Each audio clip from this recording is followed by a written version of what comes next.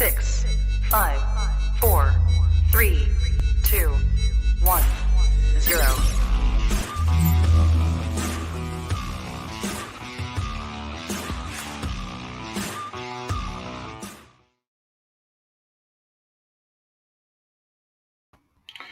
Good afternoon and welcome to the Right Fit Podcast. I'm Darryl Jacobs, your host, ESPN Network college basketball analyst, and executive director of Rising Coaches Diversity, Equity, Inclusion Alliance.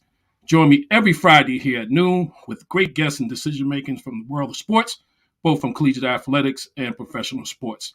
But joining me today is the director of athletics at Georgia State University, Mr. Charlie Cobb. Charlie, welcome to the show. Hey, Darryl, I appreciate you having me on. Happy New Year. Yeah, same to you. Thank you for taking the time. Before we get started with the Q&A, briefly tell me a little bit about your journey into collegiate athletics and why.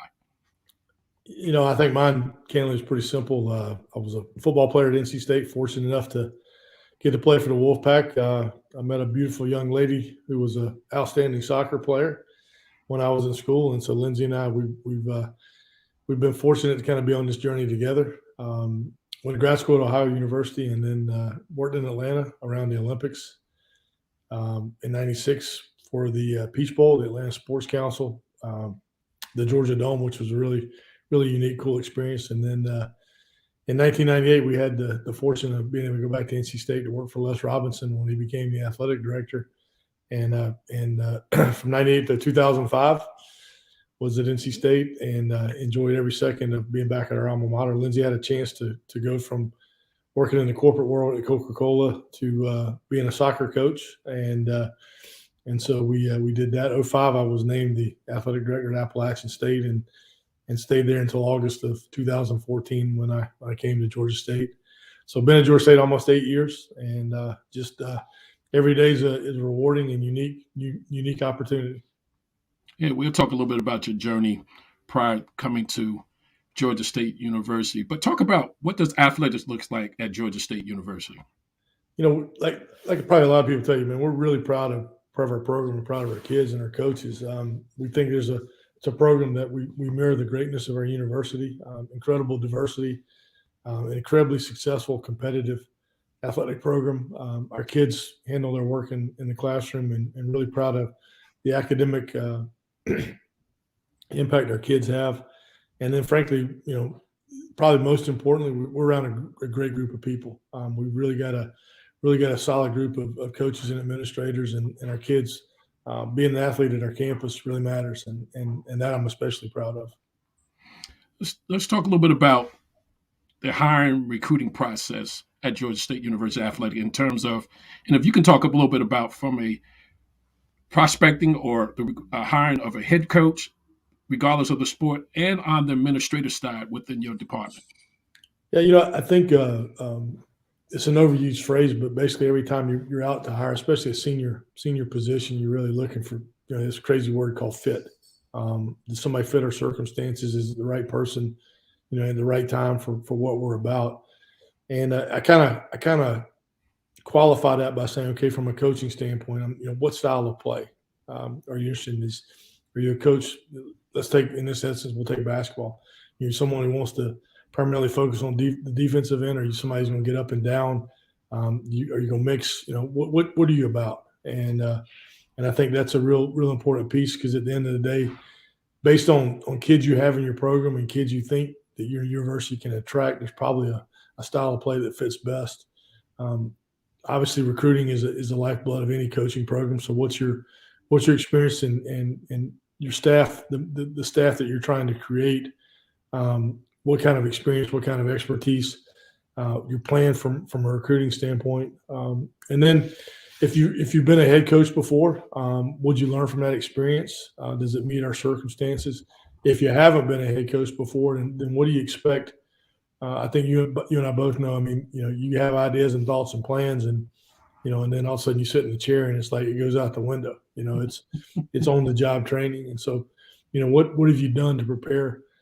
You know, people always tell me, and I really believe it's that, you know, that 18-inch shift, if you will. You say 18, I say 12. Okay, 12. I got you. I don't even give it that much distance. I got you. Well, and, you know, and so at the end of the day, it's you know, what have you done to prepare you for that moment? and then the person on the other end's got to buy into your vision and where you are and what you believe in, and make sure. At the end of the day, I think it's probably equally important or most important. I think a coach has got to make sure, hey man, I feel like I can work with the athletic director and vice versa, both as human beings and as people. Guys are on the same page. I tell coaches all the time, I don't want to be the reason why you can't be successful. And so tell me what you need. Tell me how we go about it. We might have to move some things around. We don't have unlimited resources, but my goal is, if you're successful, obviously I'm successful. The university's successful.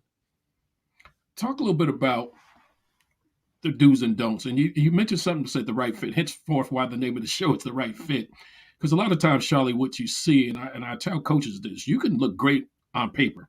You can be the perfect coach for that situation on paper, but you may not be the right fit. So sometimes it really doesn't boil down to a lot of X and O's or something like that as well. Sometimes it comes down to other factors. Talk a little bit about the do's and don'ts when interviewing. Yeah, it's happened to you. It's happened to me, right? You think there's a job you really want, you really think fits who you are, and you meet their circumstances, and then for whatever reason, the hiring group goes in a different direction, and so it's, you are who you are. I'm in the process right now of interviewing coaches for our volleyball position, and I told the coaches we've interviewed, I said, look, my biggest challenge is that the person I'm talking to today, I want that to be the same person 6 months, a year, 6 years from now, when we're sitting together, because I'm enjoying this conversation. Philosophically, we're on the same page.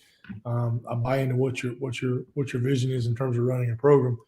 I don't want you to change. Don't get here and get caught up in, I got to have this, I got to have that, or don't misrepresent who you are when you're going through a process. But it's a simple. I think it's a simple piece. We're all in this business. We're to judge each other professionally, not personally, and so it's a matter of answering the right questions, but also I think a key skill, especially in the interview process, because everyone's so eager. And honestly, this has happened to me. It's not an aptitude test. When you get face to face, it's really more of a personality profile. Don't be afraid to listen. And I know that you get anxious, and I got all the answers, and I'm gonna wow one with my skill set. I'm gonna wow one with my knowledge. Sometimes it's just best, and you got to read the room of answer the question that's being asked, let the next question flow, but let it be a conversation. I think the processes have changed. COVID, if there's a benefit, one for COVID, the initial search, it used to be reading resumes, sitting around a room, a group of people, big or small, and going through candidates. Now I think you can schedule 12, 15 Zooms for one job and spend 30 minutes, 45 minutes with someone and get a sense of who they are, and then bring the top 3, 4, 5 candidates you want to talk to, bring them on campus and have that face-to-face. And I think that, last I would tell you, I think a lot of people, and they don't really quite understand or grasp it, but there's an HR process that we all have to follow, and every campus is unique. Every whether you're state institution or private, there's a process you have to follow. And, the beauty of some things is, and I've been a part of it, where you just have to kind of laugh, but like there are questions we cannot ask during the interview process. So there are things that, a candidate may or may not want others to know. Again, going back to the idea of judging them professionally, but volunteer as little or as much information about yourself as you want. But certainly understand the process, that there are certain things that, frankly, at the end of the day, if you're doing a valid search, you can't ask questions about. And so you'd hate for that to be part of the hiring process down the road, as you get going in your process. So. Well, hopefully there's some transparency with the 100%. Candidate part as well. Yeah, and, much better way to say what I was saying. Absolutely. Is transparency, as you mentioned. And that's the ideal candidate you want. Somebody that's going to be transparent, whether it was something negative in the past, that might be in the media, you divulge that information. So there's no surprises in case there is someone you want to hire, then you know how to deal with the media if it ever comes down Absolutely. To that as well.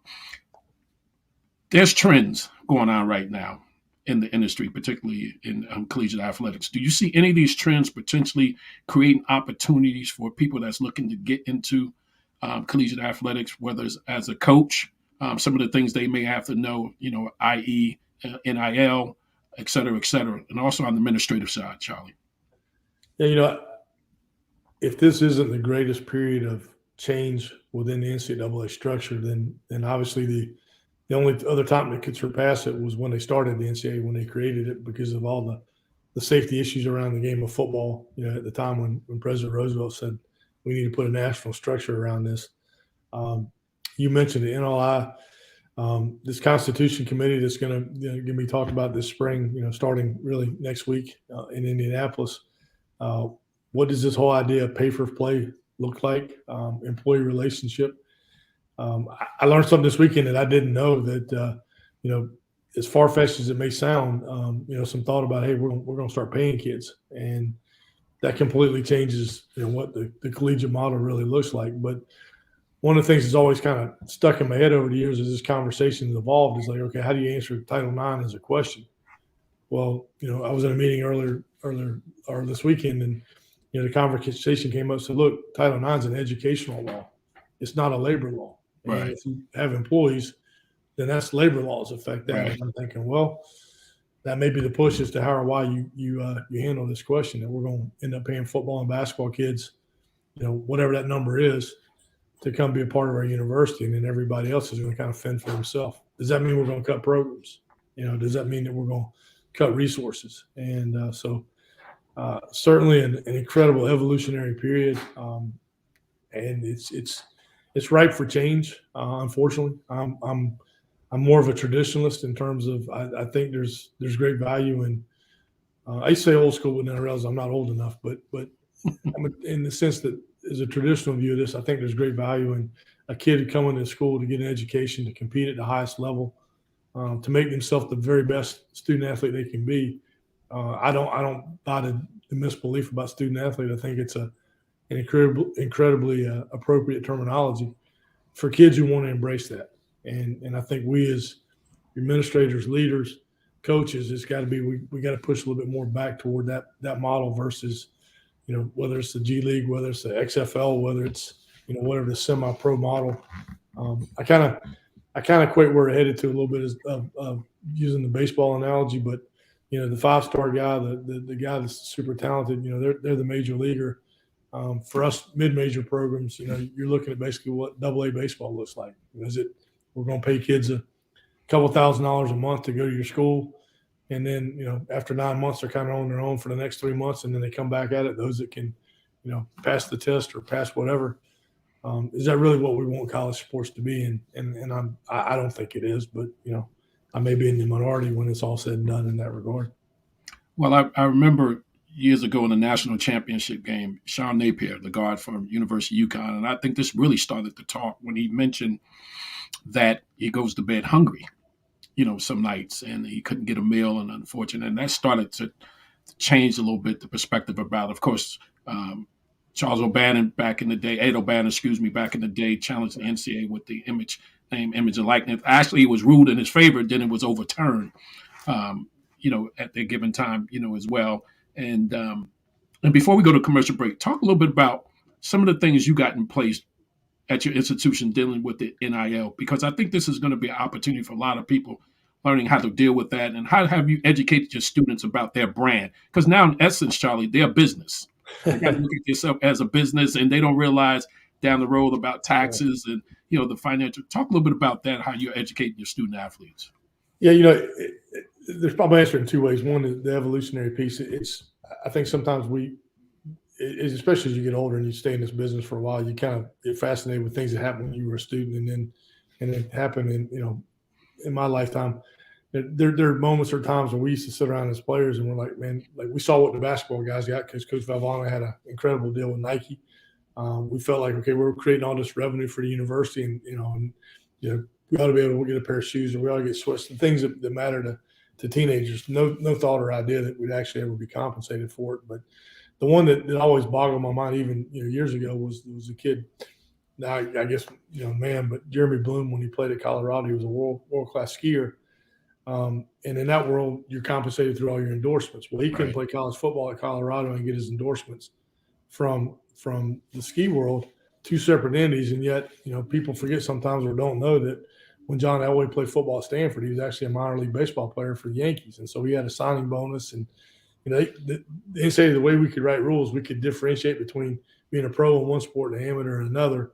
And yet we couldn't really differentiate between the fact of, okay, well, this guy's a pro, but he's compensated in a different model other than from the teams. And so I think, in some respects, we in a lot of respects, we've done it to ourselves. In today's current environment, NLI really hadn't had much of an impact up until maybe the last week on our campus. We've had some kids with some deals. I'm a little bit skeptical. There's some bad characters, bad actors, especially dealing with some of our female student athletes about whether it's a modeling career or clothing, some of those issues that women probably more than men have to deal with. And so it's been a little bit of a learning curve for us in terms of kids thinking it's a great opportunity and it's probably not even a safe opportunity. And so we've had to kind of walk through some of that. But the last week or so, we've run into some recruiting situations where kids and especially their families are being approached. Even though it's against all the rules, we all know we can't police everything. Hey, school is talking to me about wanting to transfer, and here's what they're offering me. Here's what it's a part of. I had the fortune this past year to be on the college football playoff selection committee, and so I'm around ADs at Power 5 schools, and the stories they're talking about, and this is just in the infancy. And so this thing needs regulation. It needs some cap or some control. Because if not, it's just like most everything else. Those who want to play by the rules are going to be, grossly impacted by those who don't. And certainly everybody's for kids being able to maximize opportunities. I do find it ironic that one of the phrases that we talk about a lot as administrators is about student athlete welfare. We're afraid to do certain things because of a negative student athlete welfare impact, and yet student athlete welfare has no bearing, no conversation, no thought in the NLI space. And so if a kid has to take an entire day to go film a commercial, somehow that doesn't affect their welfare because they're getting paid for it. But yet if we ask them to, work out for 2 more hours that week, then we've somehow impacted that standing or that principle. And, I find that kind of ironic or interesting. Kids are going to do what kids want to do. And people are going to do what people want to do. And we should adjust accordingly. Well, that these student athletes know that they have the power now more so than 100%. Anything else. And a lot of the administrators know that they wouldn't be there without them. So, even talking to coaches, now, compared to, 10 years ago, they pretty much got to, kind of tiptoe around the line a little bit. And we haven't even talked about the transfer portal and all that stuff. But to your point, but to your point, we see the same thing, COVID and the vaccine. And forget the political nature of the argument about whether you should be vaccinated or not. But in our time, if we had to get a vaccine to play, there was no question. I mean, you're going to go get it. Your coach told you to go do it. Now it's let's sit and have conversations, and the kids are getting the opportunity to make that choice. Well, the thing is, there's so much information out there, Charlie, that they have access to. We didn't have social media. We didn't have Google. We didn't have all that kind of stuff that would infiltrate our minds and all that stuff. Even when we was going to school, of course, we got vaccinated because you had to get vaccinated to. You had no choice, right? If you wanted to play, this is what you do. As well. But let's hold that thought, Charlie. We'll come back after this commercial break. You're watching The Right Fit and listening to The Right Fit with Daryl Jacobs. The Right Fit podcast is brought to you by Rising Coaches Search and Consulting. Tired of spending what seems like all of your time and budget filling coaching vacancies? Let Rising Coaches Search and Consulting handle your next coaching search. Our process is simple. We identify, vet, and recruit a talented and diverse group of professionals that fits your institution's profile. All for a low price that we guarantee will beat our competitions. Plus, all of your searches will be handled by former coaches, meaning we will get the best possible insight on all of your candidates, and you'll get the perspective that only a former coach could provide. For testimonials, a full client list, or more information, please visit risingcoaches.com.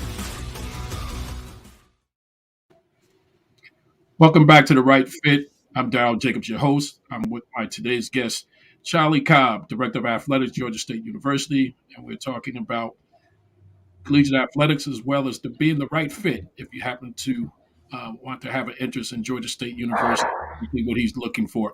Let's talk a little bit about navigation And what I mean by navigation, how can someone navigate in this business? You talk about your segue into the business, but any people that's watching this or people aspiring, whether they're coming out of college or even transitioning, I get a lot of calls about people wanting to transition now from corporate jobs into collegiate athletics. Talk a little bit about how they can navigate. Yeah, it's funny you talk about. You get a lot of those conversations. I get a lot of those phone calls or emails as well, and so it kind of makes you appreciate what you have. And it's certainly an industry that's not for everyone. It's not as simple. I think as most people who have an interest, I'm fortunate. I'm actually an identical twin, and my brother's an attorney, and he thinks he could do this job or coach or every other job that an attorney thinks they can do. And sometimes it's not as simple as just turning a game on and winning and losing. There's a whole backstory to most games, most coaches, most situations. I kind of tell people, if you think about getting in this as a career, you really got to look at it from a couple of different angles. I think coaching is obviously a simple, easy way to answer, and it's as a former player, someone who's around the game, the volunteer notion of camps, the clinics, the hustle, the grind. Most everybody's not the elite level player that's got instant name recognition, or you didn't get a chance to play for one of the blue blood programs. And so, it's about work ethic and being in the right place, right time, but also, paying your dues. I think from the administrative standpoint, really our world's headed in a way that probably a law degree is incredibly helpful. Not necessarily from a standpoint of being a practicing attorney working in athletics, but just a basic understanding of labor laws, basic understanding of organizational behavior or human resource issues, things of that nature. Think issues and concerns that probably for our generation we've learned pretty much on the job, whereas now it's a little bit more of a professional outlook in terms of school. The compliance angle is going to be incredibly challenging to navigate over the next several years. And then selfishly, anybody who can create revenue. We're all looking for more money, whether it's sponsorships, ticket sales, unique opportunities. If you can create revenue, you're going to have a place, in an athletic administration. If you want to be someone that walks in and say, hey, I want to supervise sports or I want to do this, there are plenty of people who are already in place with that skill set. So it's really kind of my thought of answering the question for those that want to walk in. An area that's kind of interesting for me is this whole idea of technology, whether it's analytics, and that's a whole probably a segment you can do of what is really analytics and how does it really help winning and losing and some of your data points. But so many programs, so many coaches rely on video and all the information that comes from video. And one of our challenges, frankly, here has been able to keeping people because typically they're younger and they're hungry and they move on, but video analysts, anybody who can break down film and help coaches prepare for that next day, whether it's practice or games.